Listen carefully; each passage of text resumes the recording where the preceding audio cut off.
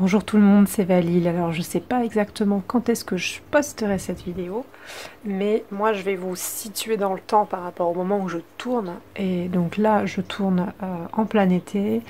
J'ai eu du mal à accuser le coup. En fait, fin juillet, j'ai fait peut-être trop de choses. Et les chaleurs les fortes chaleurs s'étant déclenchées, j'ai pas mal accusé en fait de ce que j'ai fait. Là ça fait à peu près 3 semaines que je suis en rechute. Et du coup, je vais essayer de faire des vidéos pas trop décousues. J'ai peut-être la voix qui va être un peu enrouée, qui va partir au fil de l'eau. Et toujours pareil, le fil conducteur risque aussi d'être un peu interrompu. Mais je voulais essayer de faire un tout petit quelque chose de vlog au niveau de ce que j'aurais aimé travailler. Alors c'est un peu bizarre parce que du coup, enfin peut-être pas, on me dira. C'est pas du coup ce que j'ai travaillé. Ça va être ce que j'aurais aimé travailler si ma santé s'était pas barrée de travers. Et donc c'est pas forcément des choses que j'ai faites. Mais je me suis dit que ça pourrait quand même donner des idées à des gens, peut-être... je sais pas, nourrir leur créativité, faire écho à des choses auxquelles les personnes ont eu envie ou pas. Donc voilà, ça va être un vlog en retard par rapport à juin. Et puis un vlog qui s'étale un peu sur juin, juillet, août. Ça va être un peu tout mélangé.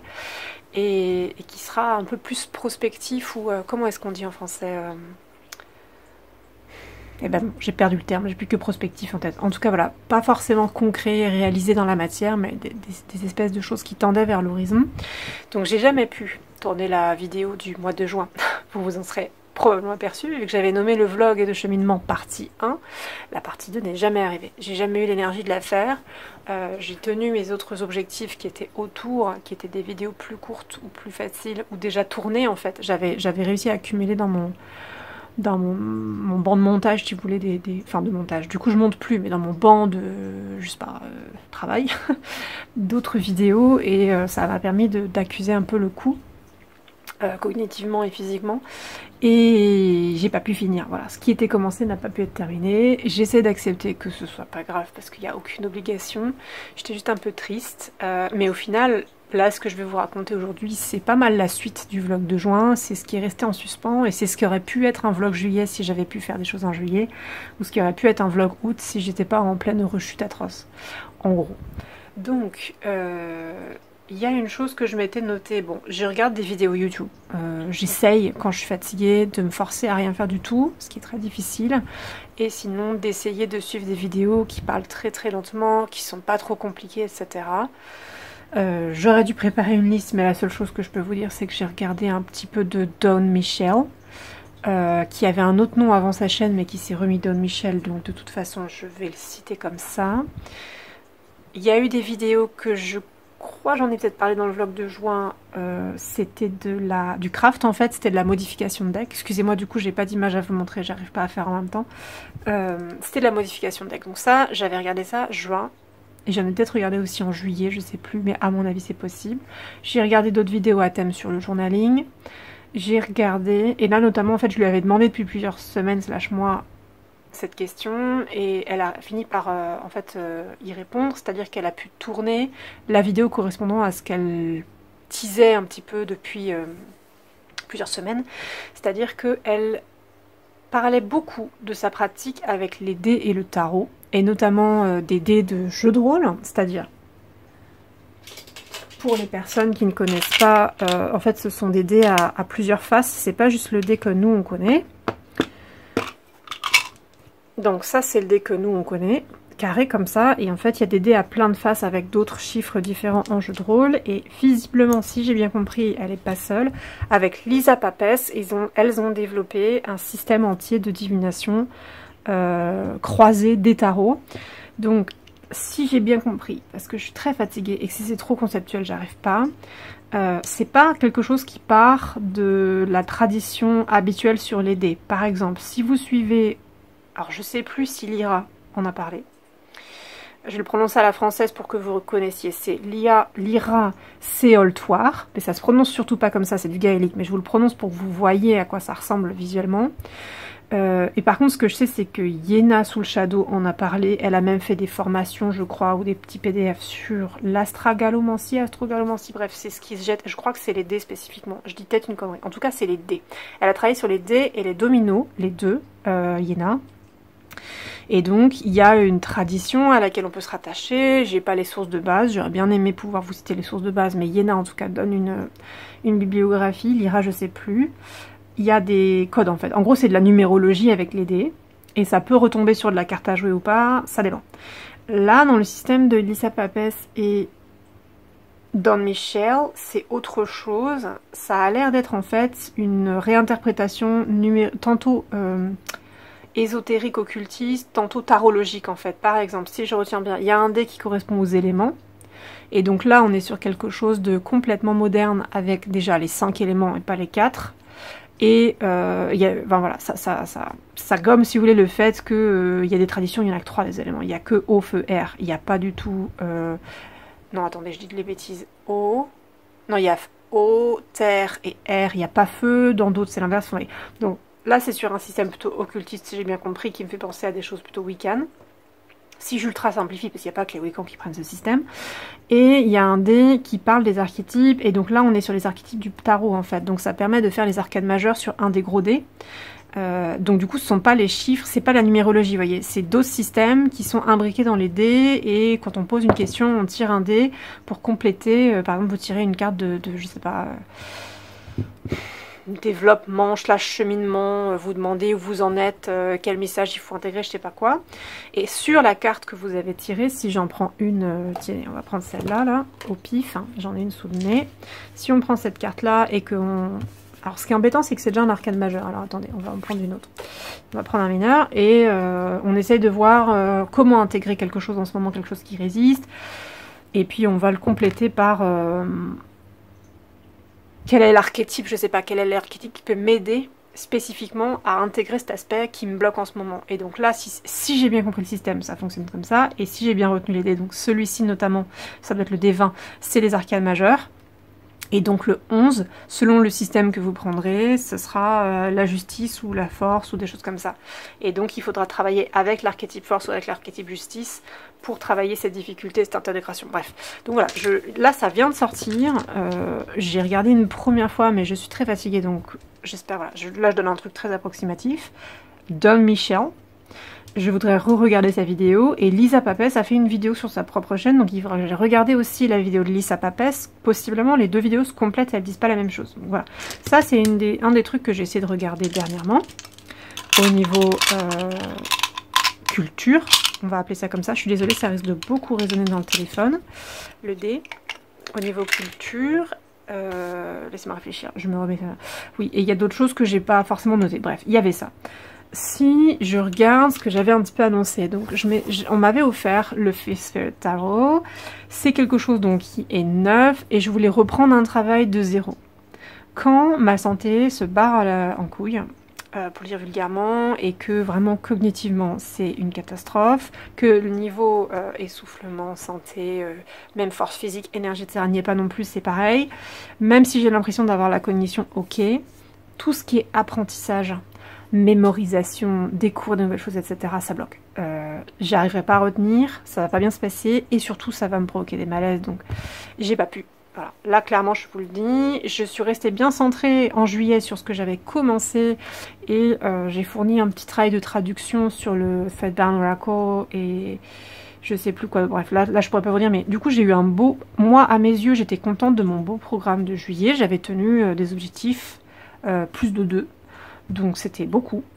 Et à côté de ça, j'avais pas mal de choses à faire et je pouvais pas encaisser des rendez-vous, enfin bref, plein de choses en plus. Et mon cheminement, vous voyez, il a de la limite en fait. Je rencontre au quotidien des limites pour ma culture perso et pour mon propre développement. C'est souvent ça, entre guillemets, c'est étrange, hein, dit comme ça, j'imagine, pour des personnes qui sont en bonne santé, mais ça va passer au second plan, derrière d'autres priorités.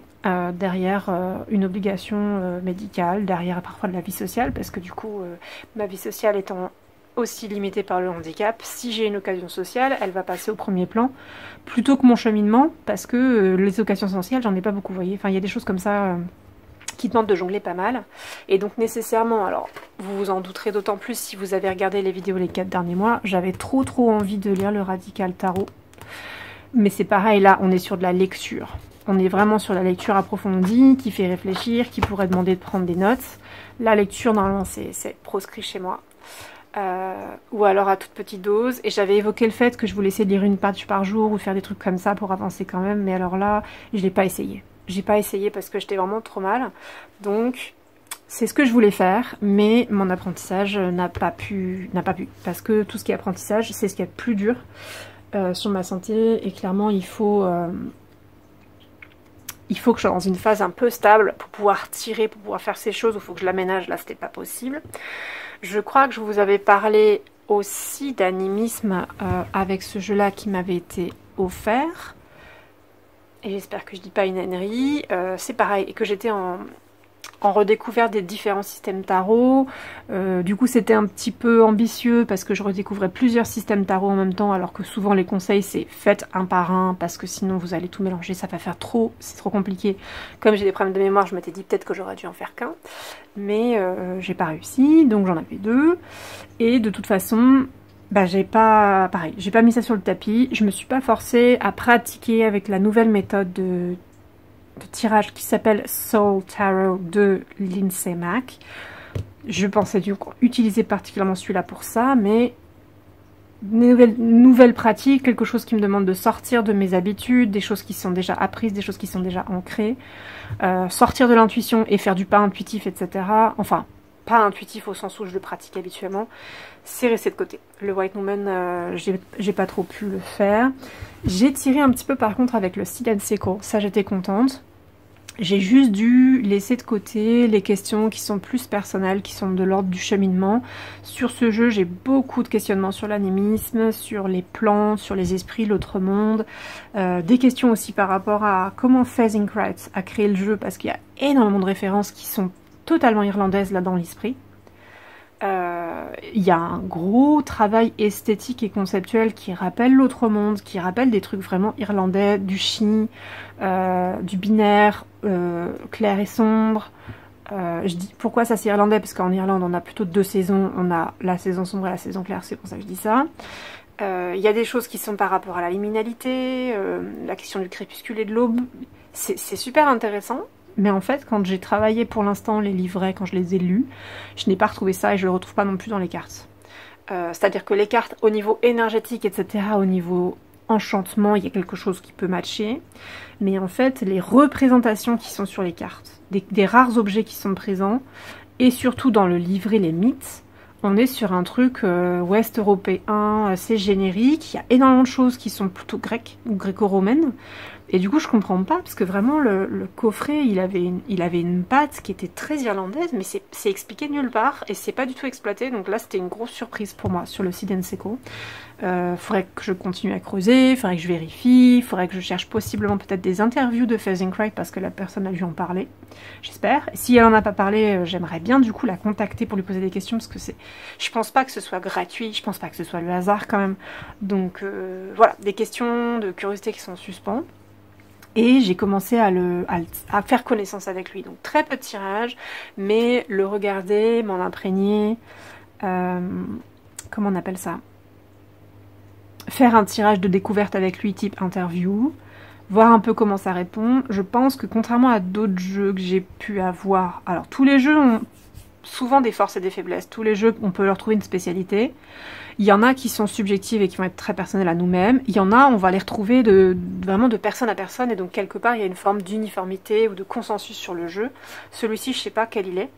Mais j'ai l'impression qu'en tout cas, il va pas du tout répondre à tout. J'ai l'impression que si je le sors d'un certain cadre, j'arriverai pas du tout à interpréter le tirage, j'arriverai pas du tout à trouver réponse à mes questions. Donc là, pour l'instant, quelque part, je suis en train de me calibrer. Calibrer avec le deck, voir comment il répond à mes énergies, comment moi je le sens au niveau énergétique, parce que c'est pas que du visuel, c'est de l'énergétique, et ça s'explique difficilement, n'est-ce pas? On peut pas tellement prouver quoi que ce soit. Au niveau de sa personnalité, ça on peut dire que la personnalité c'est visuel, donc c'est un peu des deux. Mais j'essaie de voir qui il est et quel est son terrain favori, / son terrain d'efficacité pour le tirer dans ces cas-là. Il y a des choses vraiment intéressantes qui peuvent en sortir, je pense, mais du coup, c'est pas du tout le tout venant. Je pense pas que ce soit un jeu avec lequel on puisse tout tirer. À la fois en thématique, mais aussi en type de question. Et ça, c'est autre chose que les gens prennent pas souvent en compte, j'ai l'impression. Ça n'est qu'une impression. Ça se trouve, je suis juste mal renseignée, parce que souvent, on regarde juste autour de soi. Et comme vous le savez, je peux plus trop regarder autour de moi, parce que j'ai pas l'énergie de, justement, me cultiver, comme ce que j'ai fait ces derniers temps en regardant un peu la chaîne de Do Michel. Ça, c'est rare. Bref, quand on parle d'une spécialité d'un jeu, on parle plutôt des thématiques. Mais on ne parle pas forcément de la façon dont il répond ou de la façon dont les questions sont posées. Pour moi, c'est deux choses différentes. Un jeu qui pourrait très bien répondre en, je sais pas moi, thématique amoureuse ou relationnelle, on va dire toutes les relations. Un jeu avec des thématiques relationnelles, ça c'est son fétiche, ça répond bien.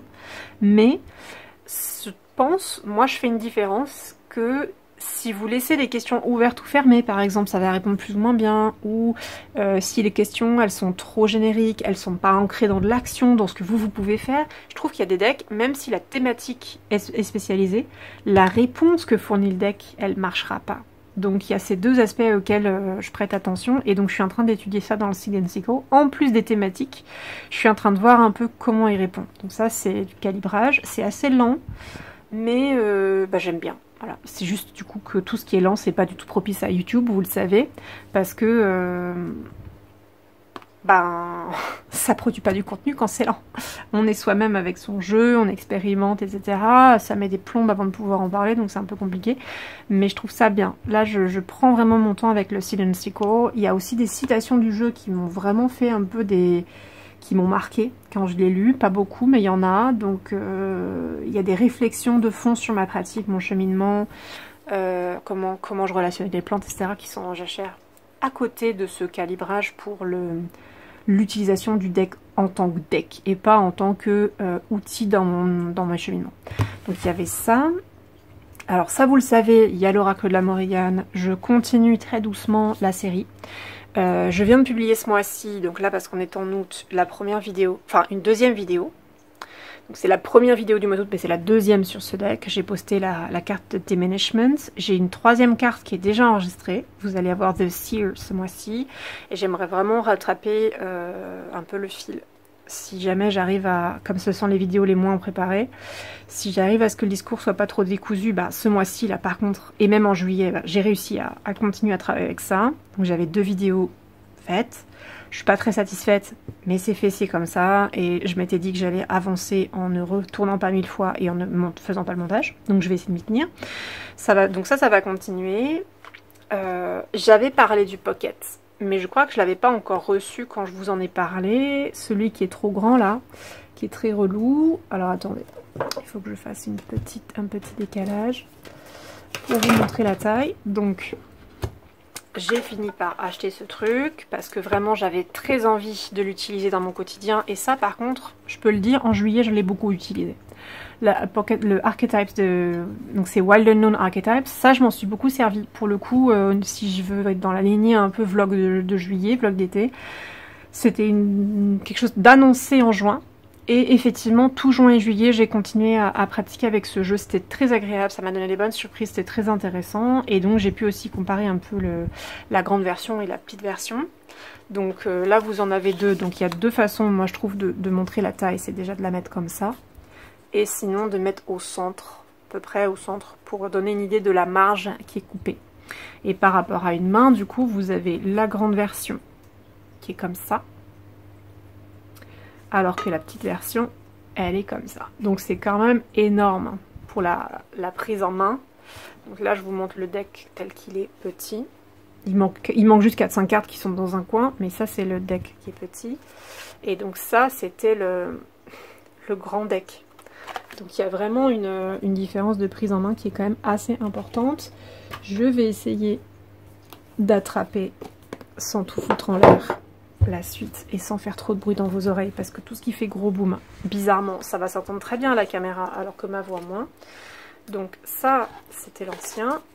Enfin, c'est l'ancien, c'est juste la grande version, quoi. Ça vraiment à mélanger. J'arrive à peine à le tenir, là je suis en train de forcer, il y a les doigts qui sont un peu crispés dessus, quoi. Alors que celle-ci, voilà, on est quand même vachement plus aisé. Si je fais juste 2-3 remarques au niveau technique, donc ces cartes-là, elles avaient une texture qui était totalement lisse et qui était un peu glacée, que moi j'aimais beaucoup. C'est pas un toucher pêche, mais je trouve que c'est très doux sous les doigts, donc j'aime bien. Et ça fait aussi que les cartes glissent bien, mais pas trop. Je ne saurais pas comment vous expliquer, mais elles collent pas tant que ça. Non, vraiment, ça s'étalait de façon smooth, vraiment. Et c'est pas comme les jeux qui vous tondent les doigts ou dès que vous le lâchez, le truc il part à volo, quoi. Donc j'aimais vraiment bien la texture de ces cartes-là. C'est pas du tout la même sur celle-ci. J'ai eu un haut le cœur, enfin pas un haut le cœur, mais des frissons de dégoût quand je l'ai ouvert. Vous allez rire parce que si vous retournez au vlog de juin, vous verrez que sur le Fifth Tarot, j'avais fait tout un laïus sur la texture des cartes, en expliquant que c'était une texture que je trouvais vraiment horrible. J'ai été très vulgaire et j'ai expliqué que pour moi, sensoriellement, c'était atroce. Et en fait, quelques semaines après, je reçois ce deck-là et je découvre que c'est a priori la même texture que celle du Fifth Tarot. Donc j'étais dégoûtée. Je l'ai laissé poser quelques jours en me disant mais quelle horreur, comment je vais faire pour tirer avec ce jeu, il est plus petit, ça passe bien, mais c'est atroce au niveau de la prise en main. Ça fait donc le même genre de bruit que j'aime pas du tout. Et il y a aussi une texture quand je mélange et quand je les touche, ça c'est assez inexplicable pour moi, c'est qu'en fait elles sont pas lisses. Elles ont pas le gloss là, l'espèce de, ou même juste une pellicule vernis lisse. C'est pas du linen, ça n'en est pas. Mais quand vous touchez, il y a des micro aspérités. Je pense que c'était peut-être fait justement pour que les cartes ne collent pas, mais du coup elles collent pas du tout, c'est trop. Vraiment là pour le coup ces cartes là, si vous donnez une pichenette dedans, le truc qui s'étale, vous les faites tomber par terre, il y en a partout. Donc c'est pas évident. Mais c'est sûr que c'est quand même plus facile à la petite carte sauteuse, à la prise en main, c'est quand même beaucoup plus facile. Et du coup, je vous confirme que j'ai pu faire des tirages avec énormément de cartes, enfin énormément de cartes, avec plus de 2 cartes quoi. Parce que celle-là, vous en avez 2. Ouais, regardez ma caméra quoi. J'en ai 2, j'ai presque rempli mon champ de vision si je les mets pas complètement au sol. Alors que là, je peux vous faire quelque chose de l'ordre de... au moins le double quoi, au moins le double de cartes. Là si je les tiens en main, j'ai rempli mon objectif, mais je peux en mettre, peut-être si je les tasse, j'en mets une autre à droite, puis je peux en mettre en haut, en bas, vous voyez. Donc pour faire des gros tirages, vraiment c'est beaucoup mieux, et c'est aussi agréable pour imaginer les tirages doubles complémentaires. Quand vous avez ça et ça, c'est pas pratique. Quand vous avez cette carte là qui complète celle du dessous, à la limite on peut les superposer, ça va. Mais si c'est cette carte-là qui vient compléter celle-ci, ben on occulte tout, c'est mort, quoi. Donc, alors que si j'ai une petite carte, je peux la mettre dans un coin, en haut, en bas, je peux la mettre sur le côté. Ça, c'est vraiment mieux. Donc, je regrette pas. Je m'en suis vraiment beaucoup servi, c'est très cool. C'est très cool, ça. C'est juste la qualité des cartes qui me laisse perplexe et qui continue de me déranger. Je verrai à l'usage, à un moment donné je trouvais que j'avais une forme d'habitude, mais je sais pas si c'est une vraie habitude ou si c'est une tolérance ou si c'est une forme de masking où je sais qu'il faut que je me le manipule, donc je me force à faire avec et j'ai fini par entre guillemets le tolérer. Là ça faisait un moment que je l'avais pas utilisé, puis j'entends le bruit, puis j'ai le truc en main et j'ai les espèces de vibrations en fait ça remonte dans les avant-bras, c'est spécial. Donc si ça se trouve, si je l'utilise pas pendant un longtemps, j'aurai de nouveau une barrière d'utilisation matérielle parce que ça va me poser problème physiquement. Mais je peux pas le confirmer, voilà, c'est une hypothèse, on verra. En tout cas, j'étais contente. Dites-moi si ça vous intéresse. J'avais hésité aussi à faire une vidéo vraiment comparaison. Je remets toutes les lames du jeu dans l'ordre et je les fais une par une parce que c'était aussi extrêmement bizarre au niveau des couleurs et au niveau du cadrage. Il y a des cartes où j'avais l'impression que c'était vraiment complètement différent et en fait les couleurs étaient identiques. Et au contraire, d'autres où j'avais l'impression que c'était pareil et ça l'était pas du tout. Il y a des contrastes qui ont été forcés, il y a du piqué qui a été forcé, donc c'est pas exactement le même jeu. C'est vraiment pas exactement le même jeu. Et au niveau de l'impact visuel aussi, je peux vous confirmer que quand on a une très grande carte, avec en plus, je pense, hein, cette texture glacée, c'est vraiment pas la même chose que d'avoir la petite carte qui accroche. Même au niveau de la lumière, comment la lumière joue dessus, je pense que ça joue. Alors, je me demande si pour des personnes qui ont des troubles visuels, c'est mieux parce qu'en fait, ça fait peut-être moins de reflets. Mais là, j'ai pas eu. Pour l'instant, ça, j'ai pas confirmé, c'est trop précis. Mais pour vraiment apprécier la respiration de la carte, son espace, etc. La grande carte continue de se justifier. La petite carte, on est quand même très très restreint. J'ai l'impression en fait que ça comprime l'énergie des cartes, que l'énergie ne se libère pas. Au lieu d'être diffusée dans l'environnement, au lieu de rayonner, ça j'ai l'impression que ça marche pas sur le petit deck. Donc c'est assez difficile à expliquer. Bref, je pensais faire éventuellement une vidéo là-dessus. Je ne l'ai pas mise en priorité parce que je me suis dit que c'était peut-être un peu niche comme sujet, de faire vraiment une comparaison précise. En essayant de vous donner aussi la comparaison des types de cartes avec les bruits, les sons, de zoom, etc. Bon, on verra. Mais en tout cas, ça a effectivement été mon deck de fin juin, juillet. Alors, c'est pas le seul, hein, mais en tout cas en juillet j'ai utilisé ça parce que j'ai aussi continué d'utiliser le Thread Bounce tout juillet. J'ai adoré, tout se passe toujours à merveille, ça répond bien, enfin, les hypothèses que j'avais fait aussi par rapport à mon propre cheminement se confirment et tout. Donc vous voyez, ça c'est super cool. Ça s'est confirmé, donc c'était très chouette. C'est juste que là, forcément, depuis fin juillet que j'ai ma rechute, ben je pratique quasiment plus, je fais plus rien, donc j'ai pas de nouvelles choses que j'ai pratiqué à mettre sous vos yeux, ou sous vos oreilles en l'occurrence, mais j'ai utilisé ça. Pareil, il y a des choses à dire sur le livret, mais du coup ça c'est trop précis, c'est quasiment une mini review, donc je verrai plus tard. Et au niveau de la boîte aussi, ne vous faites pas avoir si jamais ça vous intéresse, juste parce que si jamais cette vidéo vous a donné envie déjà là, attention, oui c'est un tin, mais le couvercle il a pas de sécurité ni rien. Moi je vous le donne en mille avec mon adresse géniale et mon cerveau à l'envers qui me fait pas prendre, à certains moments le bon sens n'existe plus. Je l'avais trimballé comme ça, à l'envers, avec les cartes intégralement à l'intérieur, ben avec le poids, patatras, et tout a valdingué par terre, tout s'est cassé la gueule. Heureusement ça s'est pas abîmé, en tout cas j'ai rien vu qui l'ait abîmé, mais c'était dès que je l'ai reçu quasiment, et j'étais dégoûtée quoi, je me suis dit merde, quelle idiote. Évidemment, ne pas prendre un jeu à l'envers, tout comme ne pas prendre une bouteille par son bouchon, etc. Vous voyez, des trucs de bon sens, quoi. Mais au cas où il y a des gens qui n'y auraient pas pensé ou qui ont des problèmes de préhension, qui voulaient l'attraper, puis ça marche pas, puis qui, voilà, le poids des cartes est trop lourd pour le tin, et donc ça s'ouvre. Donc, je pense aussi que si c'était beaucoup baladé, il faut savoir que le couvercle peut s'enlever. Donc, pour être trimballé, si c'est un jeu qui vous intéresse, il vous faut un élastique, il vous faut une corde, il vous faut un truc pour éviter le plastique, quoi, mais il vous faut quelque chose qui le maintienne. Sinon ça ne marchera pas, sachant que comme vous l'avez entendu, ça ballotte quand même. Si vous êtes sensible des oreilles, si vous n'aimez pas les ballottements dans votre sac, il faut penser aussi à compenser à l'intérieur quelque chose, mettre des lanières, entourer le jeu dans un tout petit tissu, je sais pas, mais ça va ballotter. Et je me demande aussi si ça peut abîmer les cartes, sachant il faut savoir aussi, contrairement à ce genre de... En fait j'en rajoute, bon. Contrairement à ce genre de texture là, et aussi à l'épaisseur, même si bon après, en mélangeant les cartes, j'ai eu un faux mouvement, parce que c'est compliqué pour des tas de raisons, et il y a une carte qui est sortie, mais qui est sortie qu'à moitié du jeu, et en fait je l'ai quasiment pliée en deux. Donc je pense que ce deck là, il est quand même beaucoup plus fragile.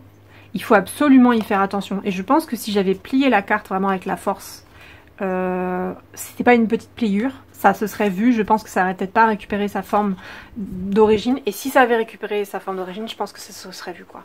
Donc les cartes peuvent extrêmement facilement se plier, c'est pas une histoire juste de souplesse et où c'est bien, puisque ça peut supporter certains types de battements, etc. Là, c'est le fait que même un tout petit bout de carte ici peut se plier, mais pas le milieu. Enfin, j'ai eu plusieurs fois où je me suis fait des frayeurs et où j'ai cru que j'allais déchirer ou plier vraiment fort une carte en mélangeant. Donc attention à la solidité de ce deck, il n'est pas si solide que ça.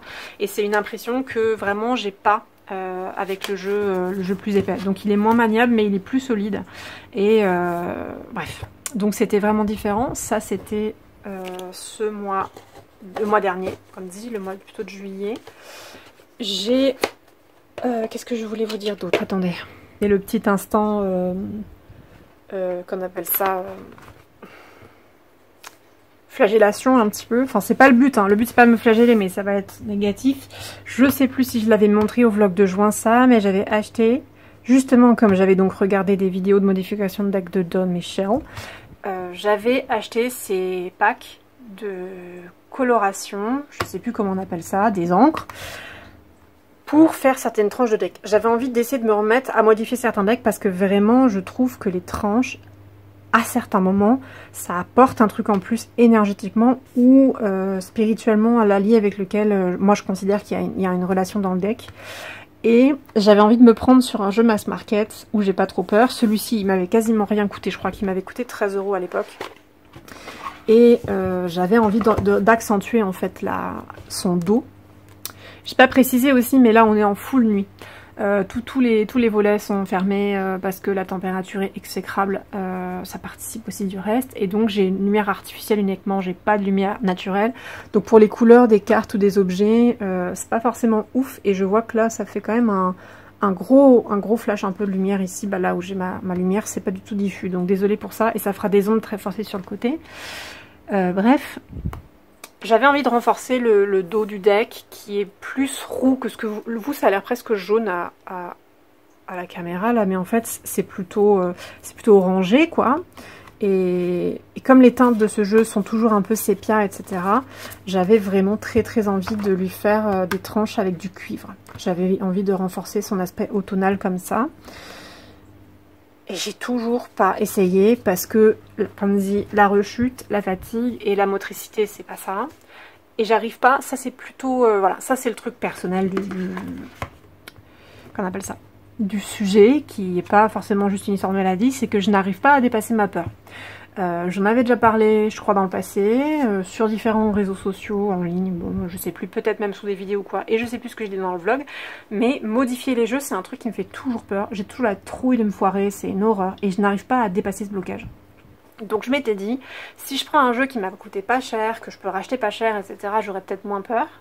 Là, si jamais c'est raté, je peux peut-être même découper les bords, parce qu'au final, est-ce que j'en ai besoin? Enfin, voilà, je m'étais laissé de la possibilité, quoi. Et en fait, j'arrive toujours pas. Vraiment, le blocage sur la modification et la peur de me tromper, c'est une catastrophe.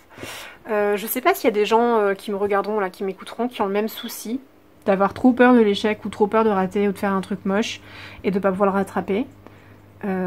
Comment vous avez fait? Comment vous avez fait pour vous lancer, en fait, dans la modification, et pour débarrasser de ces espèces de peurs, là, sur les decks? Parce que, bon, là, je pense que c'est aussi parce que comme j'étais trop fatiguée, forcément, je suis pas allée dans une zone d'inconfort, donc je suis pas allée contre ma peur, il suffit de s'y mettre, il suffit de le planifier, etc., etc.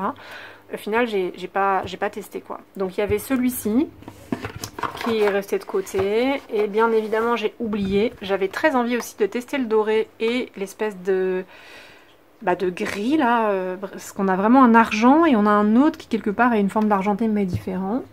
Je crois que j'avais trouvé un deck sur lequel ça me plaisait bien et j'ai complètement zappé. Non, je retrouve pas. Bon, en tout cas, il y avait d'autres decks où je m'étais dit, mais clairement, il passait en second.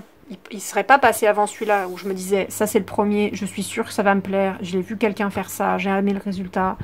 Machin, ça coûte rien. Donc vraiment, c'est celui-là qu'il fallait faire en premier. Mais j'ai possiblement d'autres idées derrière. Et je m'étais même demandé, est-ce que des feutres comme ça qui marquent pas beaucoup, ça me parlerait mieux, enfin, je trouverais ça plus simple au niveau du maniement. Effectivement, si avec de l'eau on peut effacer les bords. Je m'étais demandé aussi si je n'allais pas utiliser ça sur un jeu pas cher ou quoi. Je me suis clairement pas lancée du tout, hein. Clairement pas du tout. Au passage, ça vient de me venir, mais le pocket, est-ce que sur des cartes rondes, ce serait difficile à faire ou pas?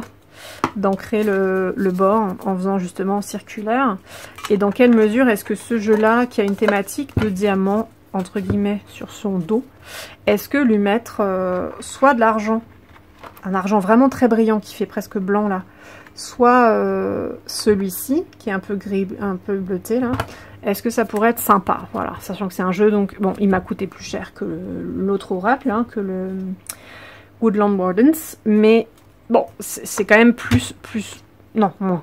C'est quand même moins cher en termes de prix, puisque c'est un mass market qui est plus petit. Bon, il y avait ça qui est resté de côté. Et puis, je me rappelle plus du reste. Le deck à la Morrigan, j'en ai parlé. Bah, j'ai peut-être fait le tour. Je sais plus. Ou alors, en tout cas, il y a peut-être d'autres livres ou d'autres choses que je voulais faire ou lire, mais qui sont restés de côté forcément, vu que je pouvais pas me permettre de lire ou de faire des nouveaux apprentissages. C'était trop compliqué. Donc, il y a sûrement d'autres choses qui sont restées de côté. Voilà. Bon, ça fait déjà une vidéo qui est pas mal, donc je vais de toute façon m'arrêter là. Je vous remercie pour votre écoute. Si vous êtes à nouveau présent ce mois-ci, enfin en tout cas le mois où je publie la vidéo pour le vlog, si ça continue de vous parler ou pas, si c'est écoutable et gérable dans le flux, avec la vitesse un peu accélérée ou pas. Aussi, je rappelle, pour les personnes qui ont besoin que ça fuse un peu plus ou qui n'aiment pas trop les moments flous, vous avez la possibilité dans la barre d'état des paramètres avec la petite roue crantée de modifier la vitesse.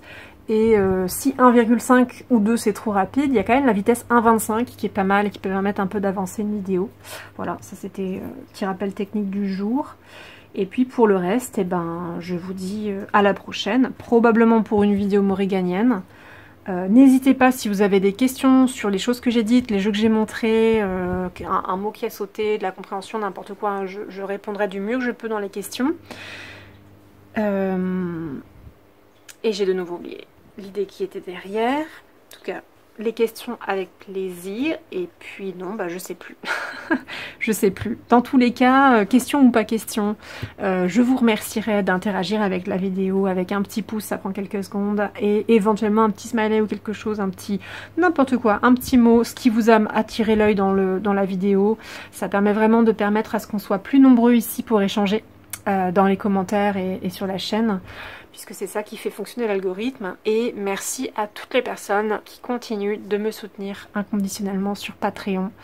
Les temps étant vraiment difficiles, ça me touche, les personnes qui continuent de le faire, et ça m'aide aussi beaucoup, et ça m'aidera aussi beaucoup dans l'avenir.